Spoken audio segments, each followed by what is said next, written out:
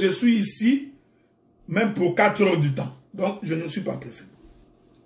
Voici la première question. Un frère chrétien qui épouse une fille dont la culture n'exige pas la dot, que doit-il faire? Voici la première question.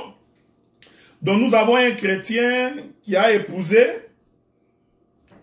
une femme qui n'a pas la même doctrine, la même culture que lui. Je voudrais d'abord, pour poser l'enseignement, commencer par dire que selon la Bible, selon l'Évangile, celui qui épouse quelqu'un qui n'est pas de sa doctrine, qui n'a pas... Ici, nous parlons aux chrétiens. Je voudrais préciser que je m'adresse aux chrétiens. Donc, si quelqu'un épouse une femme ou un homme qui n'est pas chrétien, comprenez d'abord que selon la vision première de Dieu, ceci n'est pas un mariage. C'est très important. Donc, parce que selon Dieu, dans le mariage, il ne peut pas y avoir de divorce. C'est pourquoi quand on posa la question à Jésus, Jésus dit au commencement, il n'en était pas ainsi. Donc, au commencement, l'homme ne peut pas se séparer de sa femme. Pourquoi? Parce que l'homme et la femme, tous les deux, sont de la même maison. Je vous avais expliqué ces choses quand je vous avais dit que l'Éternel Dieu, pour qu'il puisse créer Ève, Dieu a retiré la côte d'Adam. Donc, Ève avait le même sang qu'Adam. Donc, Ève était de la parenté d'Adam. Ève était de la famille d'Adam. Par conséquent, étant de la même famille, ils ne peuvent pas se séparer. Ça, c'est la vision parfaite des Écritures. C'est la vision, comme on dit, idéale des choses de Dieu. C'est pourquoi j'ai donné conseil pour dire nos jeunes garçons, tout comme nos jeunes filles, qui sont encore célibataires et qui connaissent Dieu, je leur donne un conseil d'épouser un homme ou une femme qui connaît aussi le même Dieu que toi. Maintenant, quand nous sommes en face de quelqu'un qui est chrétien, mais qui a épousé une païenne, ou quelqu'un qui est une chrétienne, qui a épousé un païen, nous disons que selon cette vision, ce n'est pas un mariage. C'est un consentement d'habiter ensemble. Je vais donner les Écritures. Parce que quand on ne donne pas les Écritures, deux fois, les gens auront des difficultés pour nous comprendre. Donc, il y a des choses qui sont des consentements. Ils se sont consentis à habiter ensemble. Mais en réalité, pour Dieu, ce n'est pas un mariage. Tu comprends? Donc, c'est pourquoi, ici, je me permets donc de prendre quelques écritures pour répondre à cette question. Donc, je prends une écriture. Je crois que le Seigneur aidant, nous allons donc prendre une écriture là-dessus pour nous faire comprendre. Souffrez et soyez patients. Avec votre permission, nous allons lire quelques écritures à ces propos. Je ne sais pas si je vais trouver cette écriture-là. Souffrez. Je suis en train de chercher cette écriture-là. Je n'ai pas vu mon bien-aimé Roland. Je ne sais pas s'il est là. Mais je crois que nous pouvons trouver cette écriture dans les livres de... Si je ne me trompe pas, dans les livres de Corinthiens, je crois. Hein? Je cherche cette écriture-là. Souffrez, hein? Voilà. Je prends le livre de 1 Corinthiens, chapitre 7. 1 Corinthiens, chapitre... C'est pourquoi je voudrais vous dire de faire très attention. Il y a des choses que nous appelons mariage, mais alors que pour Dieu, ce n'est pas un mariage. C'est très important de comprendre ces choses. Je prends 1 Corinthiens, chapitre 7. 1 Corinthiens, chapitre 7. Je vais commencer par le verset 10. À ceux qui sont mariés, j'ordonne, non pas moi, mais le Seigneur, que la femme ne se sépare point de son mari. Ici, nous parlons du véritable mariage entre les enfants de Dieu. On ne peut pas entrevoir un divorce entre un fils de Dieu et une fille de Dieu. Impossible, ça ne peut pas arriver. Mais malheureusement, dans la vie, ce n'est pas toujours le cas. Tu vois, malheureusement. Maintenant, l'Écriture dit, si elle est séparée, qu'elle demeure sans se marier, ou qu'elle se réconcilie avec son mari, et que le mari ne répudie point sa femme. Donc, un couple peut se séparer. C'est très important que je précise cette chose. Un couple peut se séparer, mais ne peut pas divorcer. La nuance est très importante. Elle est très capitale. Donc, un couple peut se séparer, mais ne divorce pas. C'est pourquoi Paul dit que le mari ne répudie point sa femme.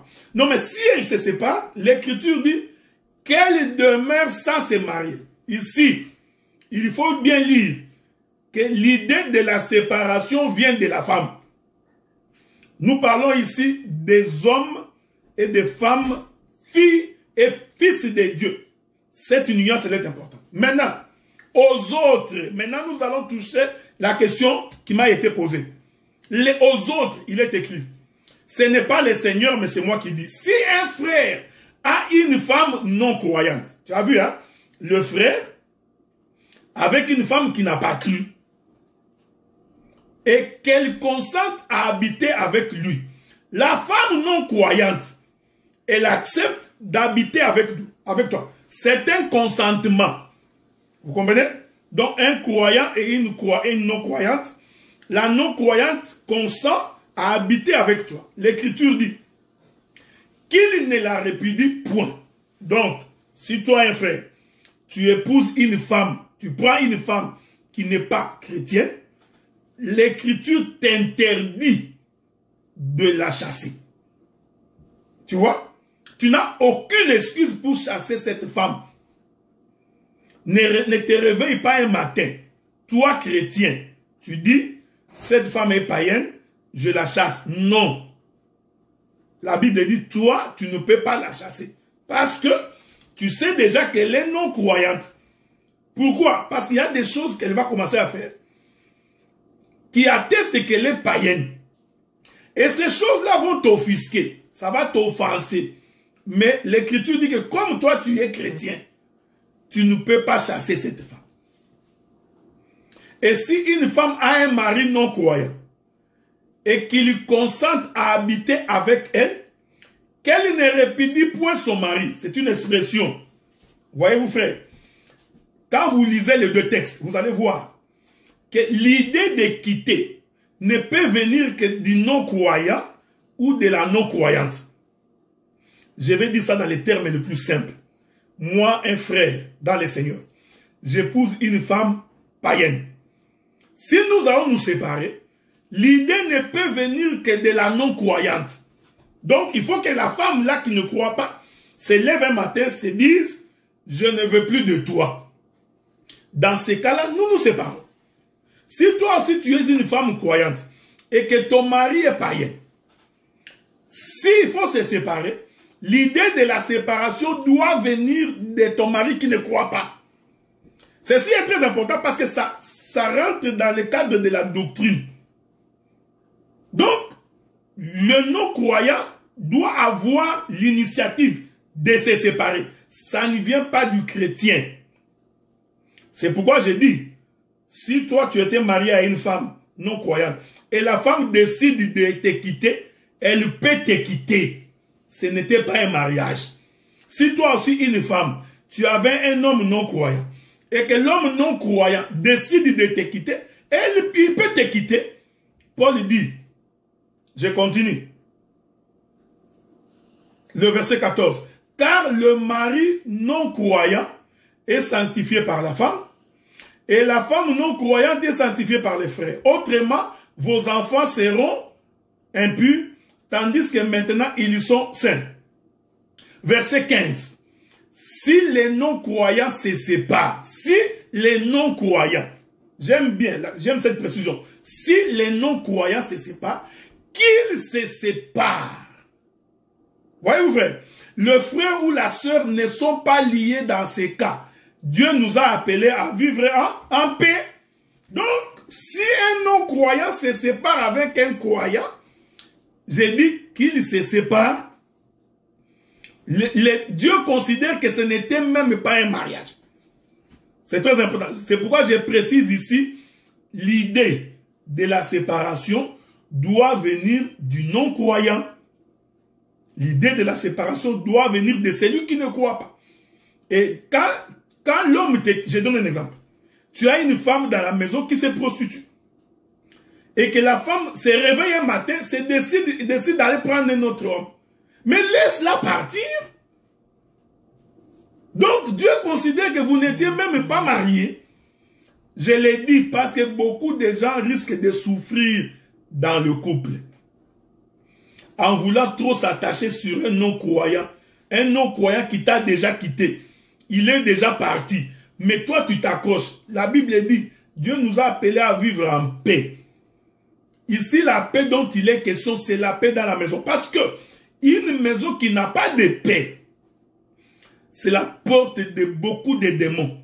C'est la porte de beaucoup de difficultés. Vous voyez? Donc, si toi, tu as épousé une femme qui n'est pas chrétienne comme toi, et qu'elle adopte, dans leur coutume, c'est là qu'il est écrit, que un frère qui épouse une fille dont la culture n'exige pas la dot, si la culture n'a pas exigé la dot, eh bien, tu ne donnes pas la dot. Mais, tu ne prendras quand même pas la fille d'autrui comme si tu la ramassais dans la rue. Cela veut dire, en d'autres termes, il faut que tu puisses avoir le consentement de ses parents.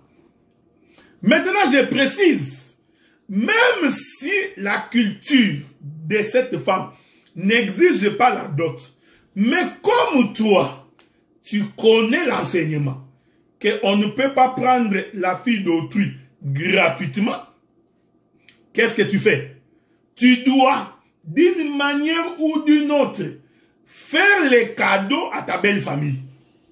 Est-ce que vous comprenez ce que nous disons? Donc, tu peux, sans que cela ne soit officiellement une dot, parce que la culture ne l'exige pas. Mais toi, tu dois, par reconnaissance du travail fait, de faire les cadeaux à ta belle famille. Afin que la belle famille puisse te libérer. Parce que toi, tu as ta logique, qui est la logique de la Bible. Tu comprends ce que je dis? C'est la logique des Écritures. S'il y a d'autres questions, je reviendrai plus tard. Donc, pour dire comment cette dot se donne dans la Bible. C'est très important. Bon, je sais qu'il y a beaucoup de questions. On peut toujours poser des questions. Je voudrais ici prendre la deuxième question qui m'a été posée. Que pensez-vous de Simon Kimbangu? Cette question-là, on peut la laisser, hein?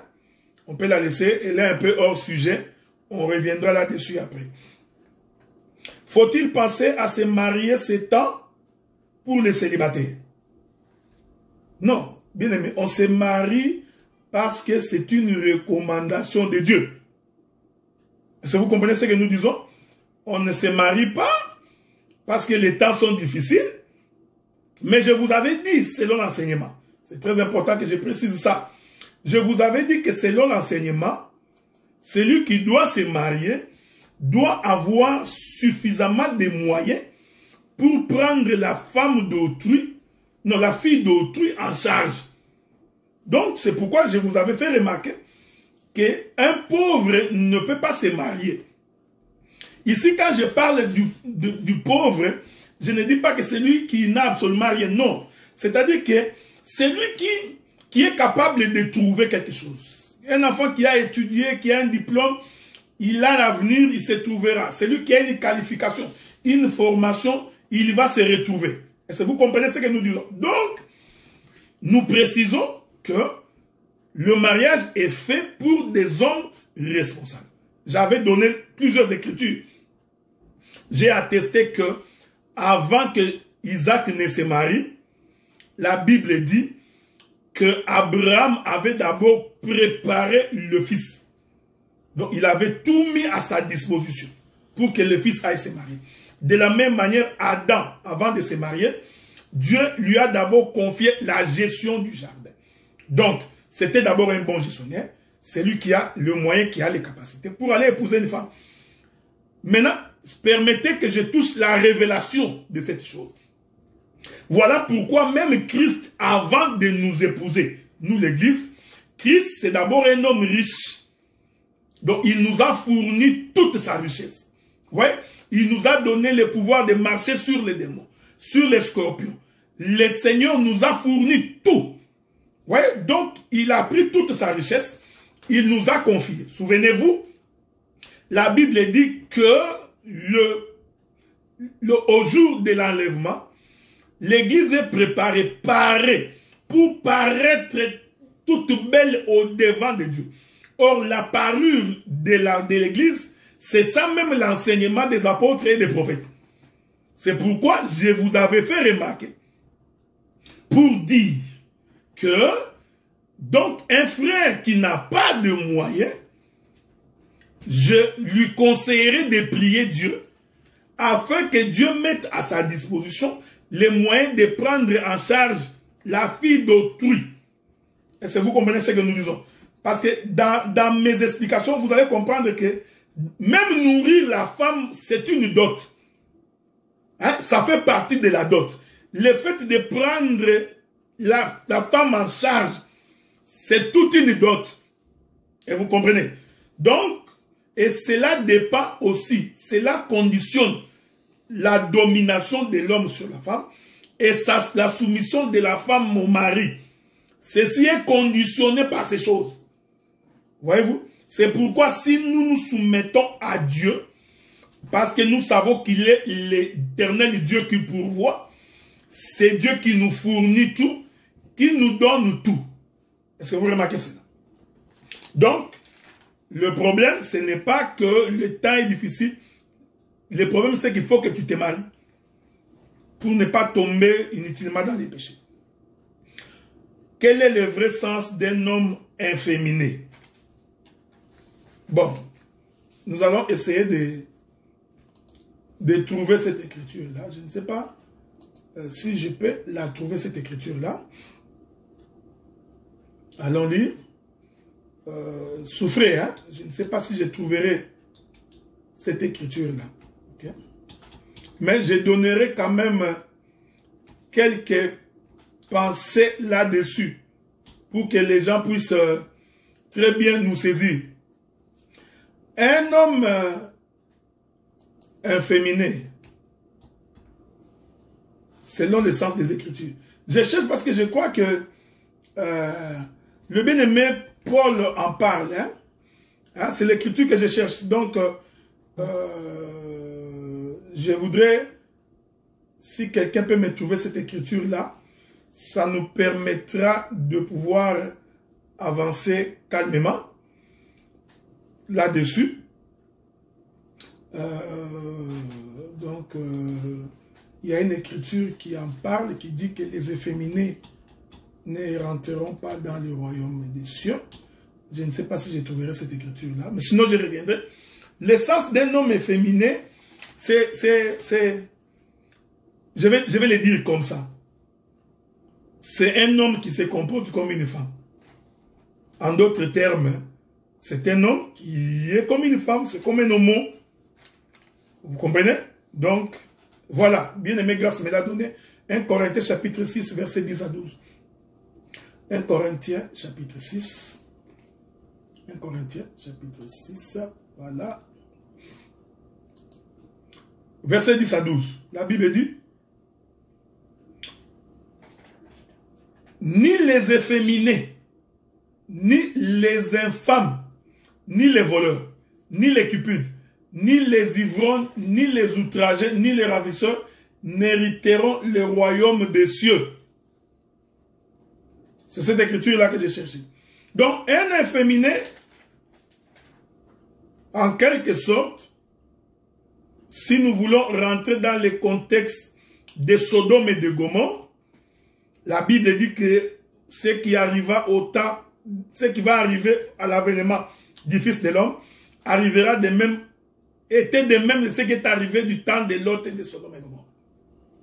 Vous allez remarquer que les efféminés, ce sont des hommes, mais qui se comportent comme des femmes. Voyez-vous? Un homme qui va avec une femme. Un homme donc, sa démarche, c'est comme une femme. Donc, il fait des petites, comme une femme. Donc, c'est un efféminé. Est-ce que vous comprenez, gars? Vous comprenez? Donc, c'est ce que la Bible appelle efféminé. Ici, il ne faut pas confondre ça avec l'amour qu'un homme a vers sa femme. Non. Il y a beaucoup de gens qui font des confusions entre quand un homme aime sa femme, on dit que c'est un efféminé. Non, ce n'est pas ça un efféminé. Est-ce que vous comprenez? Je pourrais encore entrer dans la profondeur. Voyez-vous? Donc, un efféminé, c'est aussi un homme qui n'a aucune capacité d'un homme. Je précise ça. C'est-à-dire, c'est quelqu'un dans un foyer, mais qui est une femme, parce qu'il est attesté que c'est à l'homme de protéger la femme. C'est à l'homme de nourrir la femme. C'est à l'homme de prendre soin de la femme. Alors, si le mouvement devient contraire, vous comprenez ça? Donc, la femme commence à te nourrir. Il te donne des vêtements. Il prend soin de toi. La femme commence à te sécuriser. Donc, toi, tu n'es plus un homme. Tu es un efféminé. Et ceci est contre la doctrine. C'est pourquoi je vous avais fait remarquer. Vous voyez, frère? Donc, c'est ce qu'on appelle une relation contre nature. Car l'homme, c'est la puissance. L'homme, c'est la force. L'homme, c'est la protection. L'homme, c'est le pourvoyeur. Maintenant, quand l'homme commence à se comporter comme une femme, c'est-à-dire, l'homme est en jupe, permettez l'expression, la femme est en pantalon. J'ai dit, permettez l'expression. Je ne voudrais pas dire que les pantalons, c'est l'habit de l'homme. Ce n'est pas ce que j'ai dit. Cela veut dire que cet homme devient un efféminé. C'est pourquoi, voilà, j'aime bien ce que les bien-aimés Gloire a dit, les hommes gigolos, donc l'homme qui vit derrière la femme, il vient dans la maison, on lui donne à manger, lui n'a pas donné l'argent. Il ne sait pas d'où provient l'argent, mais il mange quand même. Donc, à la longue, tu vas perdre ton autorité. Tu perdras ta puissance. La femme ne pourra plus se soumettre. Donc, c'est ça l'essence d'un efféminé. Mais ce n'est pas parce que tu aimes beaucoup ta femme, on dit que tu es efféminé. Non. D'ailleurs, j'ai toujours dit, l'homme a la mission de toujours écouter sa femme. Un homme qui n'écoute pas sa femme est très dangereux. L'homme doit toujours, je dis bien, je précise, je dis toujours, écouter sa femme. C'est très important. Pourquoi? Parce que le bien-aimé Paul dit, le mariage terrestre est un mystère par rapport à Christ et à l'Église. Or, nous, l'Église, en tant que femme, le Seigneur, comme le mari, a l'obligation de toujours nous écouter. Voyez, frère? Donc, l'homme doit avoir tendance toujours à écouter. Même si tu ne marcheras pas selon ce que dit ta femme, mais au moins l'écouter la tranquillise. Elle sait au moins que mon mari m'a écouté. Voyez-vous? Donc, c'est très important. Si les jours où le Seigneur permettra, lorsque nous parlerons du ministère, j'expliquerai aussi qu'un bon ministre qui a aussi une bonne femme, fille de Dieu, doit avoir tendance à l'écouter aussi. C'est très important, j'en parlerai au moment opportun. Donc, ceci est différent d'un homme qui aime sa femme. Quand on aime sa femme, on l'écoute. Ok? On prend soin d'elle. On s'occupe d'elle. On ne gronde pas sur la femme inutilement. C'est pas ça de l'autorité. L'autorité, ce n'est pas gronder. Il y a des hommes qui pensent que parce qu'ils grondent, c'est ça qu'être autorité, où ils ferment le visage. Non. L'autorité, c'est prendre soin de la femme. C'est ce qui fait l'autorité. C'est garantir à la femme le minimum, les logis, la nourriture, les vêtements, la sécurité. Il faut que la femme se sente en sécurité. C'est ça, l'autorité de l'homme. Donc, si l'homme perd cette autorité-là, l'homme devient un efféminé. Ok? Donc, cette autorité, ce n'est pas gronder la femme. Quel est le... Bon, le mariage tient compte de l'âge. Oui. Le mariage tient compte de l'âge. Le mariage est fait pour des hommes matures. Le mariage est fait pour des hommes responsables. Voyez-vous, la Bible dit, quand j'étais un enfant, je me comportais comme un enfant. Mais quand j'ai grandi, je me comporte comme un adulte. Donc, l'Éternel Dieu a créé Adam. Adam était d'abord devenu mature. C'est très important ce que j'ai dit. Vous comprenez? Adam était donc d'abord devenu mature. Quand la Bible dit que Dieu regarde Adam, il trouva qu'il n'était pas bon que l'homme soit seul. Dieu avait constaté que Adam avait grandi. Et la maturité d'Adam provient de la gestion du jardin. Donc, et j'ai dit, c'est le papa qui prépare l'enfant à ces choses. Il faut que toi, en tant que parent, tu apprennes à préparer l'enfant pour que l'enfant soit responsable le jour où il se mariera. C'est pourquoi beaucoup des hommes échouent. Parce qu'il était chez ses parents, on n'a pas fait de lui un responsable. Jusqu'à 25 ans, c'est sa maman qui faisait son lit. Jusqu'à 25 ans, il mangeait toujours le foufou gratuitement chez ses parents. Jusqu'à 25 ans, toujours en train de regarder la télé. Jusqu'à 25 ans, dans les jeux vidéo. Vous rendez un mauvais service à votre fils.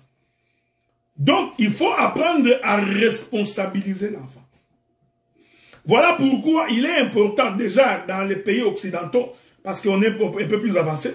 Déjà, l'enfant à 15-16 ans, l'enfant doit déjà apprendre à conduire. Mettez l'enfant à l'école, qu'il apprenne à conduire, qu'il commence à travailler. Parce que pendant l'été, les pays occidentaux, les gouvernements de ces pays occidentaux ont donné la possibilité à nos enfants pendant l'été de travailler. Donc, mettez l'enfant qu'il apprenne à travailler et apprend à l'enfant comment économiser, apprend à l'enfant comment partager. Parce que je t'informe que le mariage est fait pour les hommes qui sont capables de partager. Un égoïste ne peut pas se marier. Voyez-vous? Donc, le mariage n'est pas fait pour des égoïstes. Le mariage est fait pour les gens qui partagent. Donc, si toi, tu as toujours tendance à cacher l'argent, toujours. Vous comprenez? Donc, chrétien met toujours l'esprit de Mukongo, que les Bakongo me pardonne. Donc, toujours, donc tu mets l'argent dans les chaussettes, dans les souliers. Donc, tu fais comme si tu n'as rien. Tu vois, les lèvres sont devenues toutes blanches comme si tu n'as rien. Mais pourtant, tu as l'argent. Donc, un homme comme ça ne peut pas se marier, frère. Je vous avais dit. Parce que la femme a reçu les dons de demander. Donc, quand il va commencer à demander. Et comme toi, tu es égoïste et que tu ne donnes pas, tu vois, ça va être les sources des conflits dans la maison. Les démons n'ont rien à voir avec ça. Donc, le mariage, c'est fait pour des hommes matures. Maintenant, la question, c'est de savoir, la maturité d'un enfant dépend des uns comme des autres. Nous avons des enfants qui deviennent matures déjà à 18, 19 ans, 20 ans. Déjà matures. Mais, ça, ici, je parle comme un pasteur. Comme un pasteur, je crois à mon âme la vie, qu'à partir de 25, 26, 27 ans, les garçons devraient déjà se marier. Ok? Donc, ici, je parle comme un pasteur. J'ai dit, ce n'est pas une loi, j'ai dit comme un pasteur. Donc, à 26 ans, je proposerai que les garçons se marient. Le maximum, c'est 30 ans. Donc, si on a bien élevé l'enfant, pas beaucoup de tracasseries, à 30 ans, il peut rentrer chez lui. Ok? Donc, c'est ce que je voulais dire. Comment les parents chrétiens interviennent si leur enfant s'est fait avoir à l'école? Bon, regardez. Ça peut arriver. Donc, j'essaie de comprendre l'essence de ta question. Donc, tu dis que ton enfant, ici, tu parles de ta fille ou de ton garçon. Je crois que tu parles de ta fille. Que ta fille à l'âge, à l'école où elle s'est fait engrosser. Je crois que c'est le terme que tu as voulu utiliser. Bon, si ta fille s'est fait engrosser, tu n'as pas d'autre choix. L'Écriture dit que c'est lui qui engrosse la fille d'autrui, la prend en mariage. Donc, vous allez vous arranger au niveau de la famille pour essayer de voir s'il y a possibilité que vous puissiez régler cette question-là en corrigeant l'erreur qui a été commise. C'est-à-dire, s'ils sont allés vite, précipitamment en besogne, donc, c'est une erreur. Il faut d'abord qu'ils reconnaissent leur erreur, qu'ils confessent leur péché. Dieu est capable de les pardonner. Vous également, les parents, vous devez les pardonner. Maintenant, il faudrait les orienter vers le mariage. Mais, vous comprenez ici également, nous avons un problème à un enfant qui ne craint pas Dieu. Donc, c'est un enfant qui, je ne voudrais pas dire qu'il est païen, mais c'est quand même quelqu'un ou une fille qui n'a pas compris. Vous comprenez qu'on peut éviter toutes ces choses si seulement nous éduquons nos enfants selon la parole. Parce que si tu dis à ta fille, écoute, ma fille, tu fais l'université, tu finis ton université à 23 ans, 24 ans, tout au plus. Et après, quand un homme te drague et que tu aimes l'homme, tu amènes chez tes parents. Et nous procédons normalement pour le mariage. Vous aurez moins de problèmes. Est-ce que vous comprenez ce que nous disons? C'est pourquoi les parents aussi ont la mission de prier pour leurs propres enfants. Parce que les démons également est derrière ces choses. Vous comprenez? Mais ça peut arriver que l'enfant, pour une raison ou pour une autre, bon, il y a beaucoup de questions, hein? J'ai beaucoup de questions. On est à combien? Il y a beaucoup de questions, hein? Voilà, beaucoup trop de questions. Bon, on continue. Comment devons-nous faire connaître aux jeunes enfants la grâce et la foi? La Bible dit qu'apprenez à vos enfants la voie du Seigneur pour que lorsqu'ils grandiront, qu'ils ne puissent pas s'en détourner. La manière la plus simple d'éduquer les enfants. Je prends Éphésiens chapitre 6. Hein. Je prends Éphésiens chapitre 6. C'est plus simple comme ça. Donc, l'Écriture dit ceci. Je vais lire avec vous. Éphésiens chapitre 6, premier verset. Enfants, obéissez à vos parents selon le Seigneur, car cela est juste. Honore ton père et ta mère, c'est le premier commandement avec une promesse, afin que tu sois heureux, que tu vives longtemps sur la terre. Et vous, pères, n'irritez pas vos enfants, mais élevez-les en les corrigeant et en les instruisant selon le Seigneur. C'est très important.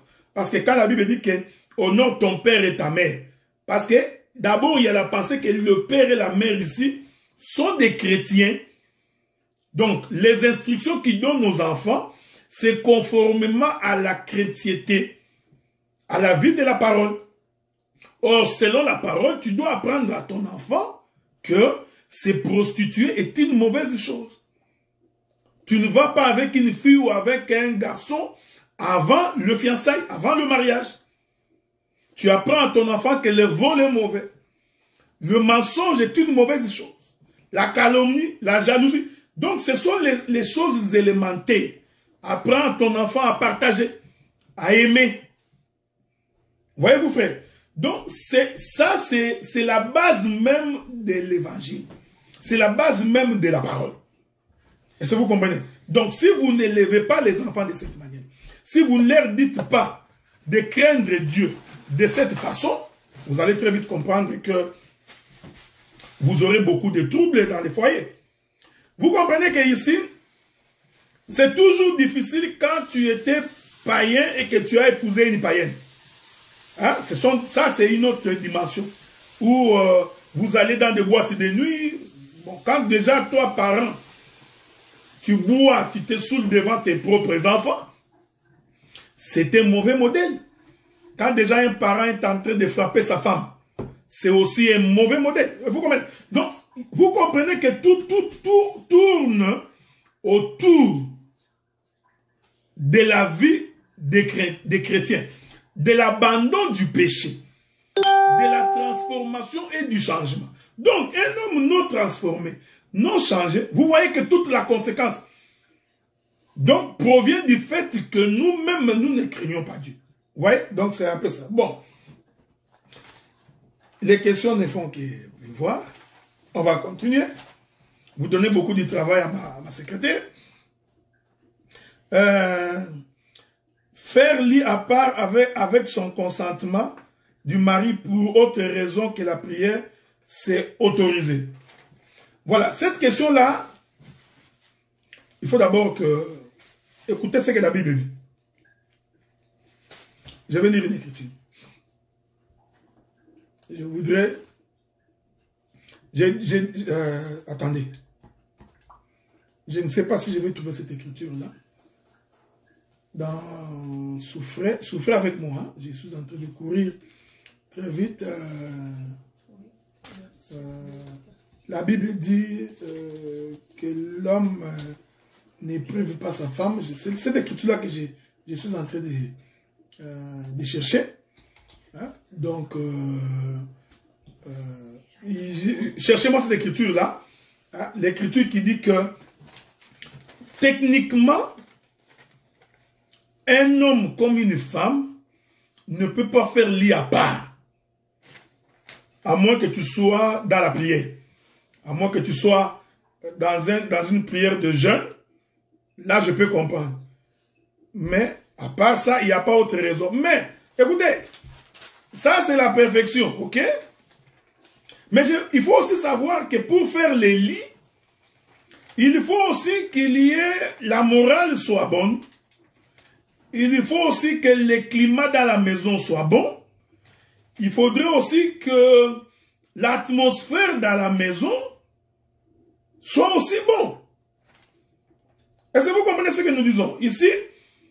Donc, si le climat n'est pas bon, s'il y a beaucoup de frustration, s'il y a beaucoup de conflits, il est possible que l'un comme l'autre décide de faire lit à part. Est-ce que vous comprenez? Je vais donner un exemple concret. Donc, toi, tu es un homme, bon, tu mens comme tu respires. Ta femme te surprend en train de mentir. La femme est en colère. Tu vois, un tel climat peut faire en sorte que la femme puisse faire lit à part. Mais nous voulons préciser que quand on est enfant de Dieu, donc le plus vite possible, trouvez un terrain d'entente, réconciliez-vous. Est-ce que vous comprenez? Hein? Donc, réconciliez-vous le plus vite possible pour que vous puissiez retourner ensemble. Mais si, pour une autre raison, bon, ici, je voudrais essayer de parler à des grandes personnes.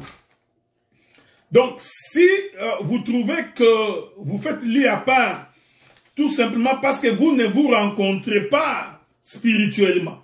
Est-ce que vous comprenez? Parce que le mariage aussi, c'est une rencontre non seulement des corps, mais d'esprit aussi.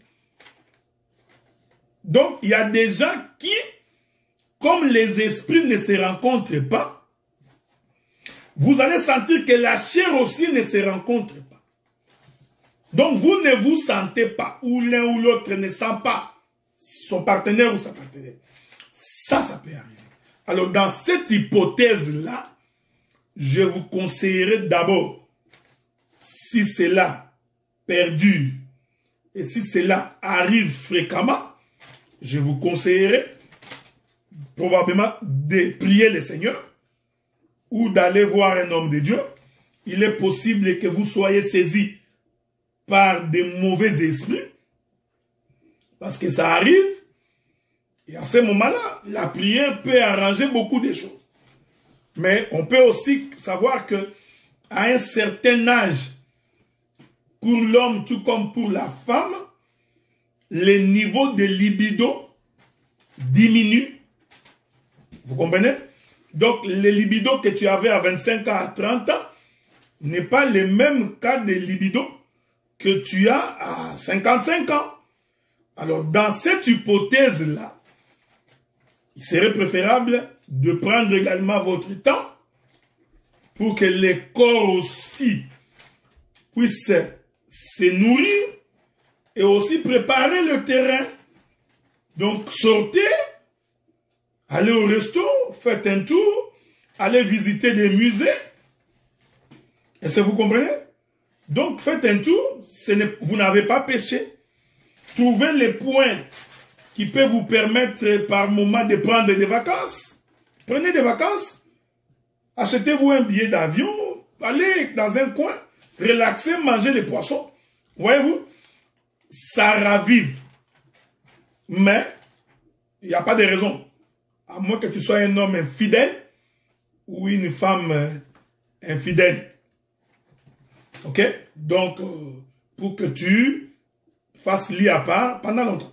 C'est très important. Bon. Qu'est-ce qui est permis et pas permis? Cette question-là, je vais la sauter pour aujourd'hui. Je comprends que c'est une question très délicate, hein, mais je préfère d'abord ne pas y répondre pour l'instant.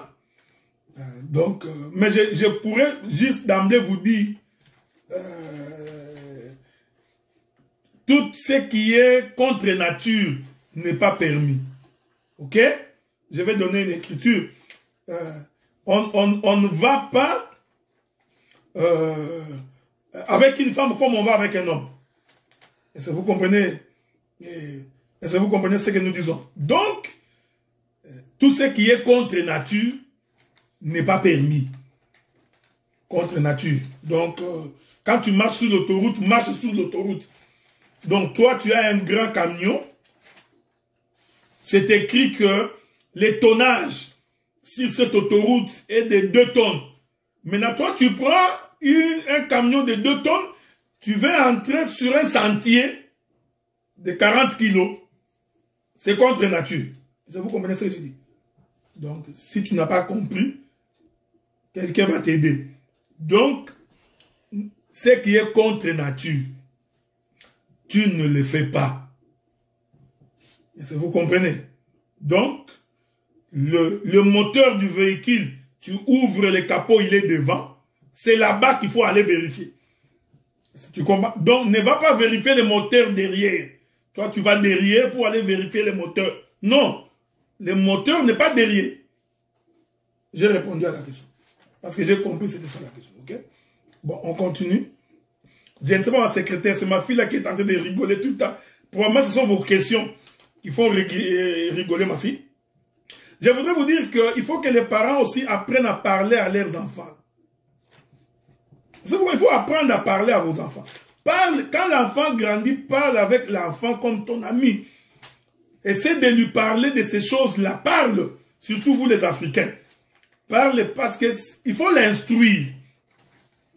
Il y a de ces choses que le père ne peut pas dire à sa fille, mais la maman doit dire à la fille.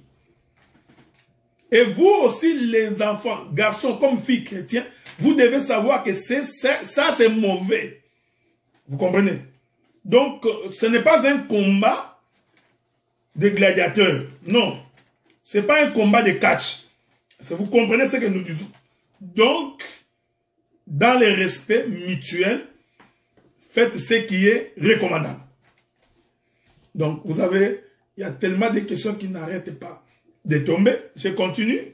Bon. Étant marié avec un musulman, il veut un mariage avec un imam. J'ai le droit de le faire, mais tu vas le faire. Puisque tu as demandé, tu as épousé un musulman. Puisque tu as épousé un musulman. D'abord, je voudrais te dire en passant que pour Dieu, ce n'est pas un mariage. Ok? Donc, pour Dieu, ce n'est pas un mariage. Mais là, je vous avais dit que l'Écriture dit que si les non-croyants consentent, les chrétiens, tu es obligé. Maintenant, il faudrait faire attention parce que si ces cultes de musulmans, je ne connais pas comment ça se passe, est teinté de pratiques sorcellériques ou des pratiques de maraboutage, ou il est teinté de pratiques obscures. Est-ce que vous comprenez ça? Dans ces cas-là, comme cela dépend de ta vie spirituelle, tu refuses carrément. Mais quand il s'agit seulement d'une simple cérémonie religieuse, qui n'a pas un caractère spirituel caché, tu seras obligé. Parce que toi, tu es chrétien et tu dois obéir. Tu comprends ce que je dis? Mais, regardez frère. Mais j'ai toujours cette écriture dans mon esprit. Il y a une écriture, je vais essayer de trouver cette écriture-là. Hein? Je vais essayer de trouver cette écriture-là. Il est écrit quoi? Il est écrit... je ne sais pas si je vais trouver cette écriture-là. Bon, on m'a toujours dit que quand je demande l'écriture, il faut que je dise qu'est-ce que je demande. Il y a une écriture qui dit que lorsque l'Éternel Dieu agrée la voix d'un homme, il dispose même ses ennemis en sa faveur. C'est cette écriture-là que je cherche. Ok? Cette écriture-là. Je cherche cette écriture-là. Je ne sais pas si je vais la trouver. Donc, vous savez, quand Dieu t'agrée vraiment, quand Dieu est vraiment de ton côté, si Dieu est vraiment de ton côté, et que Dieu sait que tu risques de tomber dans les pièges de l'ennemi, quand bien même que tu as épousé un musulman, l'Éternel, le Dieu que nous prions, qui est le maître des temps et des circonstances, il va te faire échapper à ces pièges. Ça, c'est la foi. Donc, vous comprenez? Donc, quand on est enfant de Dieu, et qu'on a véritablement Dieu de son côté, et que ton mari est un païen, et qu'il est en train de te tendre des pièges, je t'informe que l'Éternel Dieu te fera échapper les pièges de l'ennemi. Donc, il va faire en sorte que tu ne tombes pas en cela. C'est pourquoi vous avez remarqué l'écriture dont je vous ai donné dans le livre de 1 Corinthiens, chapitre 7. Quand la Bible dit que l'idée de répudier doit venir des non-croyants, parce que c'est l'Éternel qui mettra dans les non-croyants les désirs de se séparer de toi, pour que toi, enfant de Dieu, tu sois libéré. Est-ce que vous comprenez ce que nous disons? Donc, je voudrais dire, si tu épouses, je te conseillerais, si tu es chrétienne, de ne pas épouser un musulman. Parce que tu as déjà la connaissance. Mais à supposer que tu ne connaissais pas Dieu, et que ton mari est musulman, et que si, dans la cérémonie de mariage, et que dans cette cérémonie, il y a les pièges de l'ennemi, je t'informe que Dieu va faire en sorte que tu ne tombes pas. Ça c'est un, de deux. Mais si tu as la connaissance que cette chose-là risque de te faire tomber dans les pièges de l'ennemi, je te conseillerais de refuser. Mais trouve une manière de parler, de faire comprendre, prie le Seigneur pour que le Seigneur puisse t'aider à pouvoir t'en sortir. Je continue. Et si la femme ou l'homme se dit croyant, mais son caractère ne reflète pas, que faire?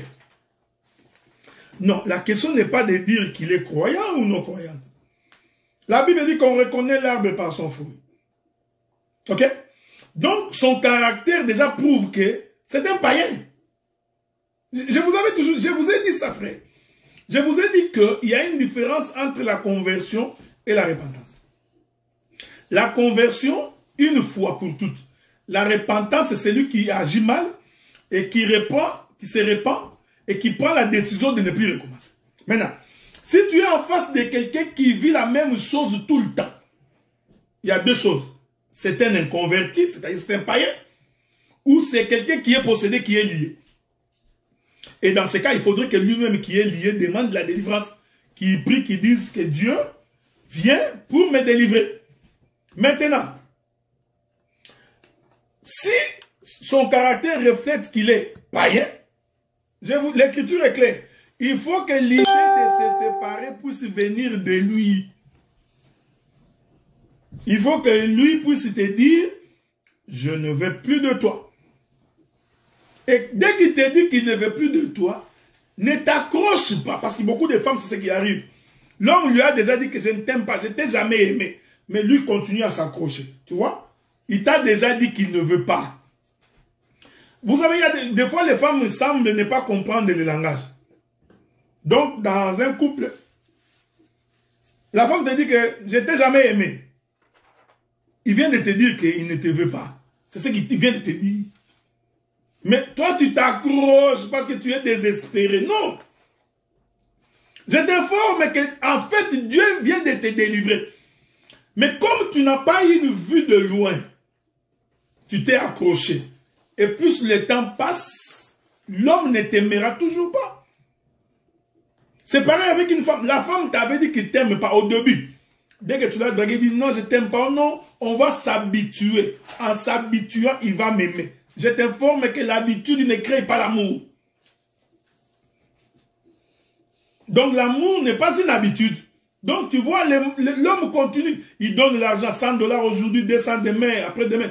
Il pense qu'en faisant cela, hein, en faisant cela, la femme va l'aimer. Je t'informe que la femme ne t'aimera toujours pas. Donc, dès qu'il va se retrouver dans une situation d'infidélité, la femme n'aura même pas la conscience que tu existes. Est-ce que vous comprenez ça? Donc, quand la femme te dit que je ne t'aime pas, arrête. Ne force pas, tu vas mourir. Dieu nous a appelés à vivre en paix. Je voudrais vous dire que la Bible dit ceci. Que le mariage que vous voyez est terrestre. Il n'y a pas de mariage au ciel. Donc, si tu ne te réjouis pas ici, ne pense pas que tu vas aller te réjouir au ciel. C'est pourquoi, parce que le mariage, c'est pour toute la vie. Tu rentres dans un mauvais mariage, ton enfer vient de commencer sur la terre. Est-ce que vous comprenez ça? Bon. Je continue mes questions.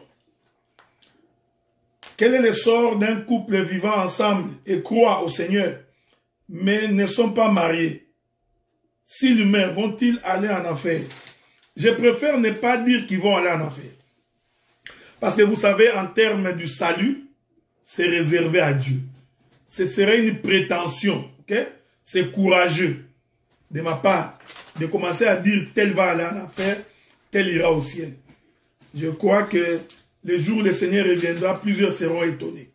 Donc, je préfère ne pas aller dans ce sens-là. Mais j'ai dit, un couple de chrétiens doit se marier. C'est-à-dire, il faut que l'homme aille demander la main de sa fille auprès de ses parents. Tu ne vas pas échapper.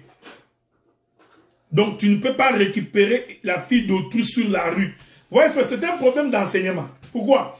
Parce qu'une fille de la maison de Jacob, tu ne peux même pas la mener. Parce qu'elle sait déjà que si quelqu'un me drague, je dois la mener chez mes parents. Vous voyez, frère? Donc, il y a des questions auxquelles on ne peut même pas discuter là-dessus. L'enseignement dans la maison d'Abraham nous apprend que lorsque une fille rencontre un homme, la fille doit informer ses parents. C'est pourquoi le jour où Rebecca a croisé le serviteur le plus ancien dans la maison d'Abraham, il est allé directement informer. En se présentant, il dit à ses parents, j'ai rencontré quelqu'un. Donc, si tu prends déjà quelqu'un, tu l'amènes sans passer par ses parents, tu comprends déjà que même la femme n'a pas reçu un bon enseignement. La femme n'a pas reçu une bonne instruction.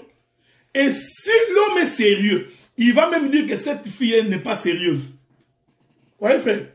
Donc, un homme sérieux qui a l'enseignement, dès qu'il peut prendre une fille, la caser, sans passer par les parents, il doit d'abord savoir que cette fille ici, elle n'est pas sérieuse. Vous comprenez? Donc, l'enseignement dans la maison de Jacob nous apprend que dès que la fille croise un homme, il l'informe. Tu vois, tu ne pourras pas échapper. Dès que tu commences à la draguer, elle va d'abord te dire, allons voir mes parents. Donc, un couple de chrétiens doit honorer la parole. Donc, toi, mon frère qui m'écoute, si tu vis avec une sœur dans la maison et que tu n'as pas encore donné la dot, si j'ai dit, si tu n'as pas encore demandé la main chez ses parents, si ses parents ne les t'ont pas encore accordé officiellement, je te demande de réparer. Est-ce que vous comprenez? Je te demande de réparer, d'aller. Est-ce que vous comprenez ce que nous disons? Vous avez des questions bizarres, hein, sœur Alice? Donc, je vous demande de réparer. Donc, voilà. C'est ça la parole, frère. Donc, et je crois également, bien aimé, quand on aime sa femme, hein, on ne peut pas te forcer d'aller voir ses parents. Vous savez, il y a des choses des fois qui sont automatiques. Quand quelqu'un aime, hein, il est prêt à tout. Je vous avais dit que quand quelqu'un aime, il est capable de traverser des kilomètres pour la femme. Quand tu vois déjà un homme qui ne veut pas aller voir tes parents, comprends qu'il ne t'aime même pas. Tu n'as même pas besoin de passer par 4 chemins. Les combles avec nos filles aujourd'hui, elles sont sentimentales, émotives. Les femmes désespèrent inutilement. Oh non, non, non, j'ai 33 ans, je risque de ne pas me marier. Le premier homme qui se présente, papa, tu es parti. Non, tu te rends un mauvais, tu vas regretter. Demain, il va te dire que je t'ai eu gratuitement. Il va t'insulter demain, ces messieurs-là. Est-ce que vous comprenez? Donc, quand on est de Dieu, en réalité, on ne désespère pas. Donc, toi aussi, Marie, mais si tu aimes ta femme, on n'a même pas besoin de t'exhorter là-dessus. Tu feras tes économies et tu iras voir les parents. Même si tu n'as pas beaucoup d'argent, les parents comprendront. Ils diront, bon, écoute, nous t'autorisons. Les jours où le Seigneur te permettra de nous faire des cadeaux, viens. Au moins, tu as l'aval des parents. Mais toi aussi, ne vas pas indéfiniment, éternellement t'asseoir. Est-ce que vous comprenez ce que nous disons? Voilà. Bon, je continue. Si la femme a en tête les noms des enfants, pourra-t-elle les assigner avec le consentement du mari ou c'est le mari qui choisit? Bon, ça c'est un problème de couple. Donc vous pouvez vous entendre pour donner les noms aux enfants, ce n'est pas un problème. Mais nous savons que les enfants sont de l'homme. Parce que c'est lui qui est le porteur de la semence. Donc les enfants sont du mari. Est-ce que vous comprenez? Mais donner les noms, vous pouvez vous entendre au niveau du couple. L'homme peut donner, mais la femme également peut donner. Mais je voudrais rester véritablement dans la pensée de l'Écriture. Dans la pensée de l'Écriture, la semence étant du Père, en réalité, les enfants portent les noms du Père. Vous comprenez? C'est les noms que le Père donne. Mais, si la maman voudrait que le nom soit donné à l'enfant, il a le temps de parler avec son mari, même avant la naissance de l'enfant. Ils peuvent se décider ensemble et dire, bon, nous donnerons tel nom à l'enfant. Je pense que ça peut se passer. Donc, il ne faut pas être égoïste, c'est pour ça. OK? Donc, bon, les gens disent que, est-ce que les noms, si quelqu'un a un nom, son caractère doit être lié à son nom. À moins que ce soit un nom qui a été donné sur le plan mystique. Vous comprenez ce que nous disons? Si le nom qu'on donne à l'enfant est un nom qu'on a donné après des incantations, après des prières dans des mondes obscurs, il est possible que l'esprit puisse se saisir de la personne et l'enfant commence à manifester des comportements bizarres. Il est possible, hein? Je dis bien il est possible parce que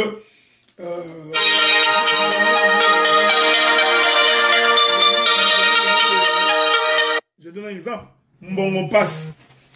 Donc, bon, écoutez, si c'est le nom de Mbongo passe, il tire son origine. Mbongo passe qui veut dire, hein, il va souffrir pour avoir l'argent. Donc, si ce nom-là, c'est un nom qui a été invoqué dans le système de famille, dans les coutumes, dans les ancêtres, il est possible que l'enfant soit possédé par cet esprit-là. Ok? C'est très important. Bon, nous continuons. Mon bien-aimé, moi, je n'ai pas oublié ta question. Je vais finir ici et je vais répondre à ta question aussi, parce qu'elle est aussi très, très importante. Ok? Bon, lisons la question. Il est écrit, souffrez, un couple païen non marié qui ont eu un enfant et qui ont connu le Seigneur et sont mariés, peuvent-ils divorcer?